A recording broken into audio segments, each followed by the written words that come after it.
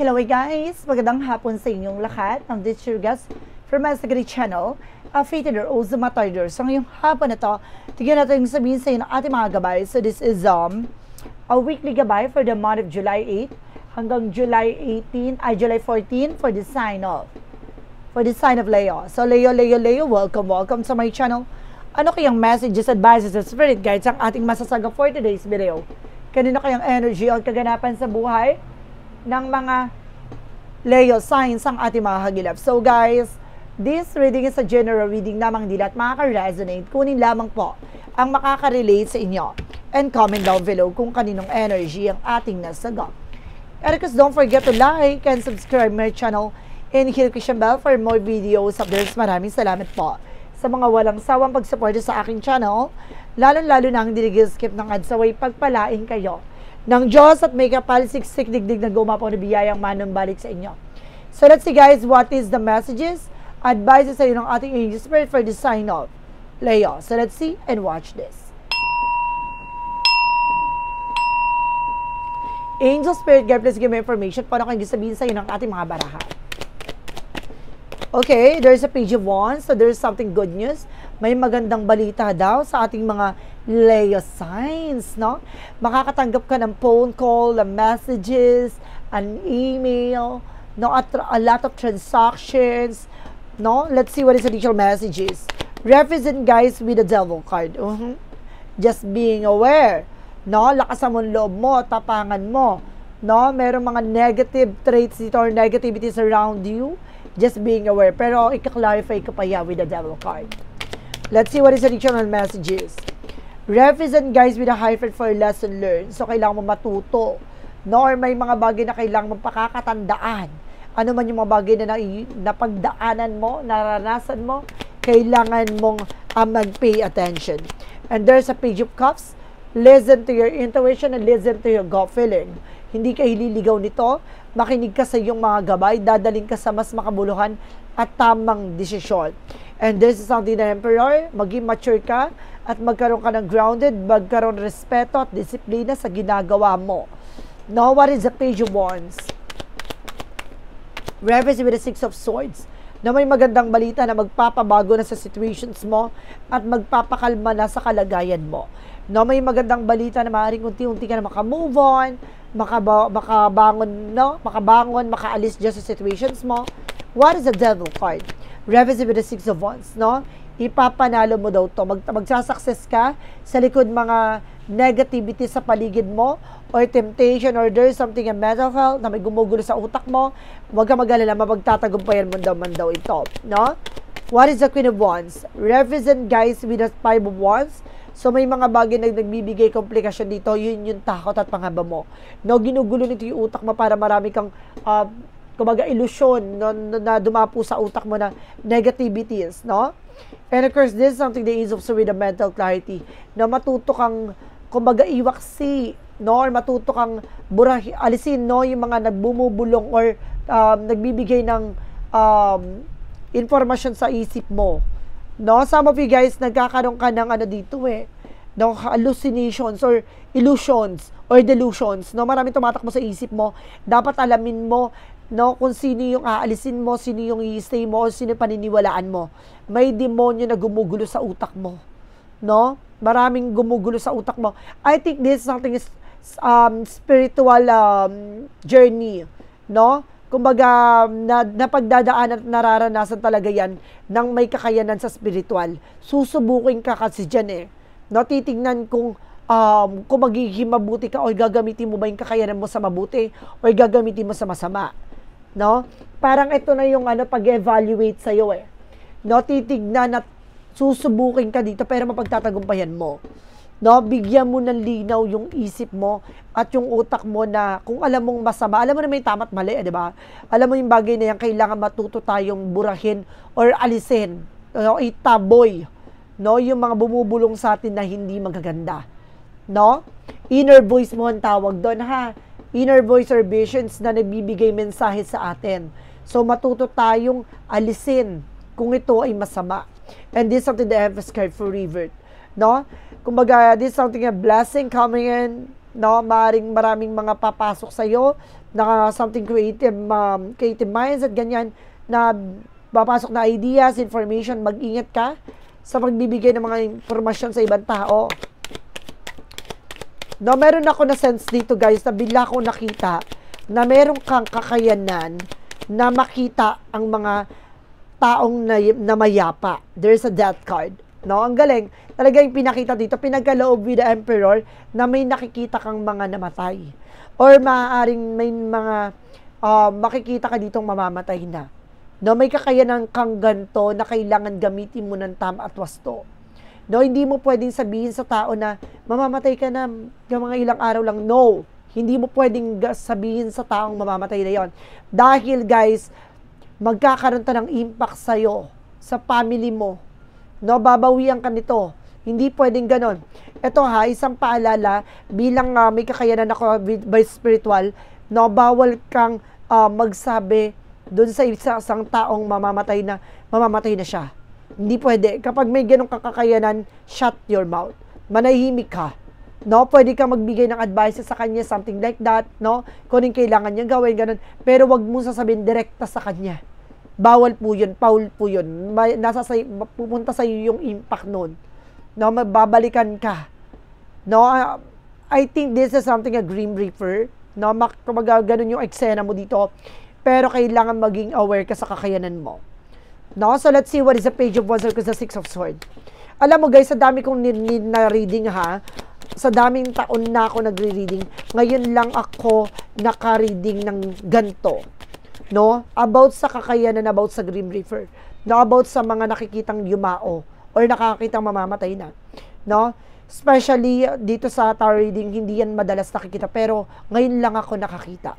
And this is something the Seven of Wands. Protectionan mo at pangalagaan mo yung sarili mo. No? Sa lahat ng bagay na malalaman mo, kailangan proteksyonan mo at pangalagaan mo yung sarili mo dito. There's a need of cups, something moving forward. No? Kailangan mong makaalis dyan, or kailangan mong mapagtatagumpayan mo naman tong pagsubok na to eh. That's good. What is the Queen of Wands? Of course, the Five of Wands. This is something the Queen of Swords, the clear the boundaries. Nalinisin mo yung mga bagay na nagbibigay balakid sa'yo or nakakasira ng iyong mental health sa paligid mo. Meron ako nakikita dito guys, maraming mga gumugulo sa isip mo. No? Sa mga ibang natural na tao, hindi nila mauunawaan yon. No? Pero ikaw, meron ka ditong kakayanan na makausap, no? Yung mga yumao and creatures, no? Yung mga elemento. No, and this is something the Seven of Swords with the sneakiness. No? Ibig sabihin nito, there's something in sneakiness. Meron dito mga tao sa paligid mo nagsisinungaling sa'yo. Or nagsusubaybay sa'yo. Makinig ka sa gut feeling mo. No? There's a Two of Pentacles with a balance. Magkaroon ka ng balance sa sarili mo. Magkaroon ka ng control. Kailangan hanapin mo yung balance sa sarili mo dito. No? And of course, there's something guys with the Knight of Swords. There's a success driven. Magtatagumpay ka. There's a mental activities. No, maaaring bibigyan to ng pagbabago sa buhay mo na magdadala sa'yo ng pagbabago. No? Kailangan mo mahabaan ng pasensya mo. There's a King of Wands. Look at the bigger picture. Lagi mo titignan yung magiging posibilidad. Now, there's a vision, intuitions. And of course, I see some predictions. No? And of course, there's the emotional intelligence. There's a King of Cups. Meron ako nakita dito ng ancestor guides na gumagabay sa iyo, tatay mo at tato na gumagabay sa iyo or lolo mo. Additional messages. With an angel spirit, angel spirit, please give me information po. There's a Nine of Pentacles, there's a blossoming. No, may paglago ng finances mo dito. Ginagabayan ka ng ating angel spirit. No, even sa paglago ng finances, there's Two of Cups with a partnership. No, mag-ingat ka sa mga pakikipag-usap, pakikipag-ugnayan. Maraming plastic sa paligid mo. Sa trabaho mo, maraming plastic. No, alam mo kung sino yung mga tao na to. Matuto ka na, huwag ka na magpapauto ulit. This is a Seven of Cups. No, maraming mga gumugulo talaga sa dito kahit sa panaginip. Kailangan matanggapin to kakayanan na to ha. There is an Ace of Pentacles. There is something a big shot and big money coming in for you. Na itong kakayanan to, magagamit mo to. No, para yun nga, makatulong at the same time, makatulong din sa'yo. No, matutulungan ka nito financially, and of course, mentally, emotionally, matutulungan ka nito. Kailangan mo gamitin ng tama at wasto. Kailangan mo siyang i-enhance. No? Magagamit mo siya ng maganda. No? Kasi yan sinasabi pag ganito na nakakakita ka ng mga mamatay na, nakakakita ka ng parang namatay na, ganun. Kumbaga, sinasabi nila, sumpa daw, ganun. Hindi. It's a gift. No? It's a gift. Kumbaga, ikaw yung binigyan ng kakayanan para makita, no? At magkaroon ng connection sa mga namatay na, no? Hindi lahat ng tao or hindi lahat ng may kakayanan ay binibigyan ng ganyan. So, gamitin mo yan ng tama at wasto. So, guys, let's see what is additional messages pagdating sa finances and career, love life, at kalusugan. Let's watch this. Okay, for finances and career, shuffle muna tayo ng very light. Okay, for finances and career, represent what? There's a Queen of Cups, emotional healing. So, maging kalmado kapag dating sa emosyon. Mas maging mature ka, huwag ka padadala, no? Masyado ka kasi mawain. Kaya naaabuso ka. There's a Page of Pentacles for invest wisely, no? Pagdating sa mga investment, maging mas matalino ka na ngayon, no? Kahit sa pera, maging matalino ka na ngayon kasi madalas ka nabubudol, no? Naloloko, ng mga naggagaranto, mga ginarantoran mo. And there's a sign of COVID happiness, pero at the end of the time, magiging masaya ka dito. Magiging maligaya ka dito. And there's a Nine of Pentacles, magkaroon ka lang ng security sa kung ano naman yung bagay na meron ka. Kasi may mga part dito na maaaring mapanghinayangan mo or ma-disappoint or masayang. Or mawala tong bagay na to. No, kaya kailangan pag-ingatan mo, magkaroon ka ng secure and of course have patience pagdating sa pag-manage ng pera.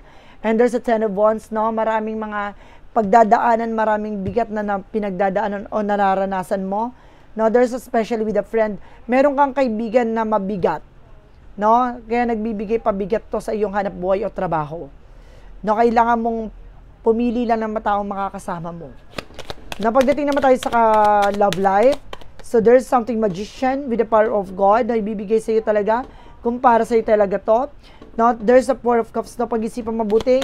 If you are being single, kilalanin mo mabuti isang tao bago ka pumasok sa relationship. Additional messages. And of course, there's something, the Six of Pentacles, no? Magkakaroon ka ng balanced relationship, no? Balancing relasyon. There's a Three of Swords. Marami kang mga naging trauma, mga naranasan na pagdaanan. Kaya ngayon matuto ka na.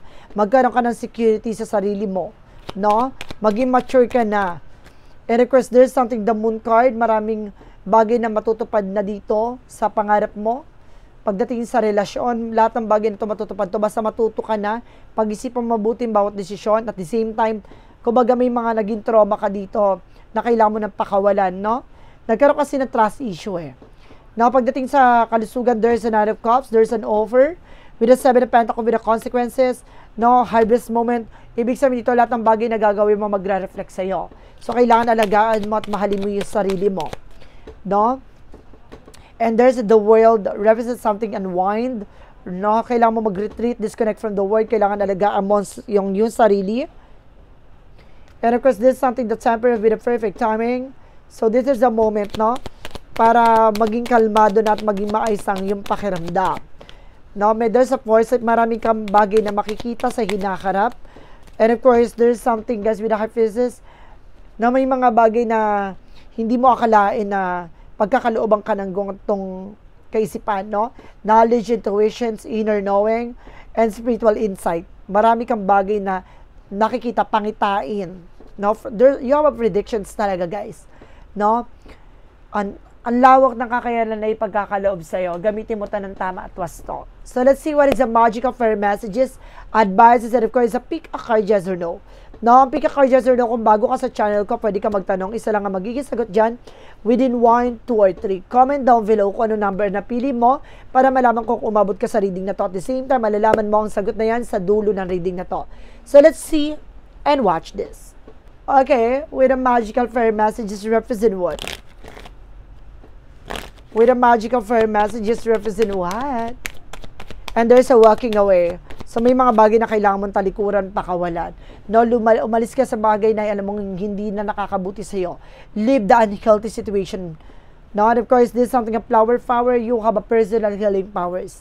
No, meron kang katangian, kakayanan, no, para mag-bloom. lumago. And this is something business venture. It's an opportunity, no? Kailangan mo magtiwala sa mga opportunities na dumarating sa iyo. Trabaho man yan, negosyo, at marami pang darating na opportunities sa iyo. No? What is the yin and yang oracle card? And of course, you are dealing with the Ace of Earth, Taurus, Virgo, Capricorn. And this something trigger. Merong bagay na nagtitrigger dito with the negativities, na nagbibigay complications. No, there's a unity. Kailangan nyo talaga dito ng pagkakaisa, pagtutulungan ng person mo. And of course, there's something of stability with the flow. Dadaloy na ang matagal mong hinahangad. No, magdadala tayo sa ito ng kaayusan. What is the synchronicities? Represent with a storm. May unos pagsubok na susubukang kang bayuhin. No, kung hanggang saan yung katatagan mo. And there's a gratitude, just being thankful sa lahat na nangyayari sa buhay mo ngayon. And this is something imagination. See? Maraming papasok sa iyong isipan.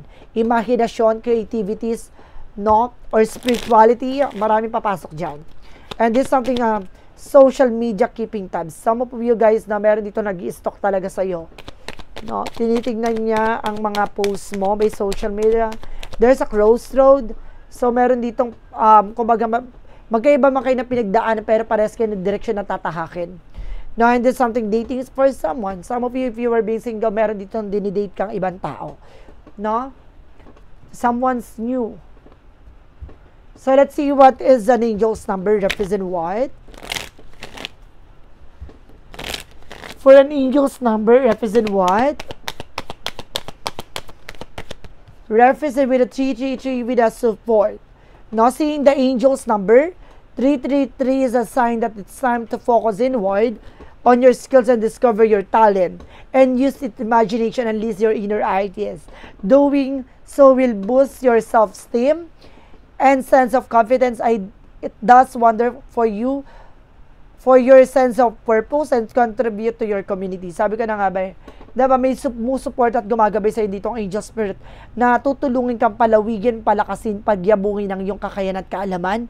At itong bagay na ito ay makakatulong din sa ibang tao. Diba? What is the Money Move Oracle deck? What is the Money Move Oracle deck? Represent what? Mind power. Almost lahat, no? Sinasabi talagang there's something in intuition, no? No, insight, awareness, at the same time, knowledge na may kinalaman lagi sa utak at isip. No? Creativity, imaginations, lahat ng bagay na yan ay maaaring dinadala ka ng ating Panginoon, no? Para gamitin mo, no? Sa wasto at tama lahat ng bagay na darating na mensahe sa iyo ng ating gabay. There's just clarifying for a love situation. Prediction nga talaga siya. Oh my God. And this is something taming anger. Don't roar in arguments, respect can heal wounds. No? So, hindi mo kailangan magpagtalo. No? Kailangan mo na respeto sa isa't isa. Kung alam mong galit, manahimik. What lies beneath will you hear the future? Hindi mo kailangan makipagsabong sa person mo, ganyan-ganyan. What lies beneath will you hear the future? There's an insecure. Meron talaga naiinggit sa'yo dito. Sa trabaho mo to eh. And there's a bug and boo.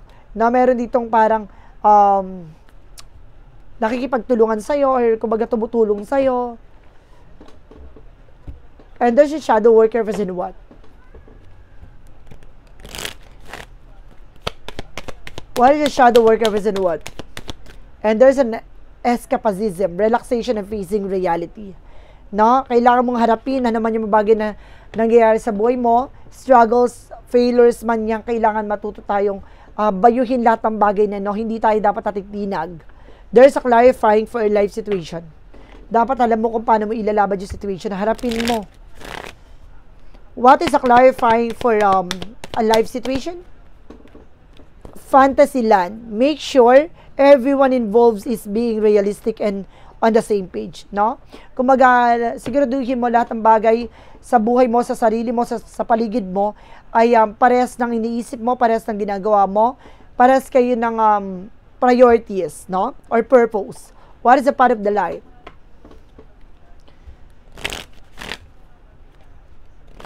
What is a part of the life represent what? Peace of mind. Talagang there's a something mind, no? Guys, Ibig sabihin dito, kailangan mo makapag-meditate ng tama at wasto. No, palawigin mo yung kakayanan mo talaga. Kailangan mo ng tahimik na lugar para makapag-isip, para makarelax yung utak mo, para makakuha ka ng energy. No? Meron ako nasasabi dito na maaring you have a power with the crown chakra. No, yan ang kailangan mong gamitin. Meron tayong mga stones na nagpapalakas at nagpapalawig ng crown chakra. No? So, this is something, guys, with a true love release and inner reflection and find peace. My perspective is gentle and loving and approach. Each step with a confidence moment. In moment of fear, I remain brave, knowing that peace resides with me. So, see, kumbaga, sa pagmamahal at may mga bagay na meron ka, no, papakawalan mo at alisin mo yung mga bagay na nagbibigay kaguluhan sa utak mo. No? Kahit na pananaw man yan, iniisip mo, kailangan mo alisin yan kung ito ay negatibo. No? And of course, kailangan mo i-boost yung confident mo na magawa mo ng tama at wasto yung kailangan mong gawin. Kailangan mo maging matapang at palaban. So guys, let's see what is a pick a card, yes or no. Let's watch this. With a pick a card, yes or no. So let's start with the number 1. With a pick a card, yes or no. So there's something a yes, hot opportunities, fire of burning desire fulfill. Naglalagablab na opportunity ang darating sa buhay mo. Kailangan tanggapin mo to. No, kailangan mapasayo to. Hawakan mo. There's a yes. There's a no with the number 2. Cut short, appeal, battle, fighting for a lost cause. No? Kahit anong laban mo dito, kailangan putulin na to. Huwag mo nang pilitin pa at huwag mong hayaan na masira ka. No, number 3. This is something, guys, with a no. Thorns present, handle with care. No, kahit anong pag-iingat mo, kung masusugatan, masasaktan ka. No, kailangan mo na talagang i-let go at kailangan mo na talagang alisin sa buhay mo to. No, mas lalo ka lang mahihirapan at masasaktan. So guys, this is a weekly gabay for the sign of Leo. No, for the month of July 8 hanggang July 14 for the sign of Leo. So Leo, maraming salamat po for this wonderful reading.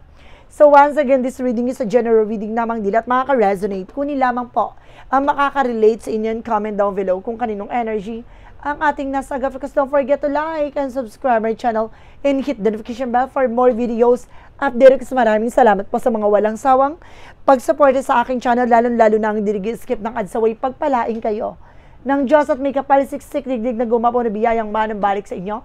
Maraming salamat po, and see the next video. Bye-bye and babush!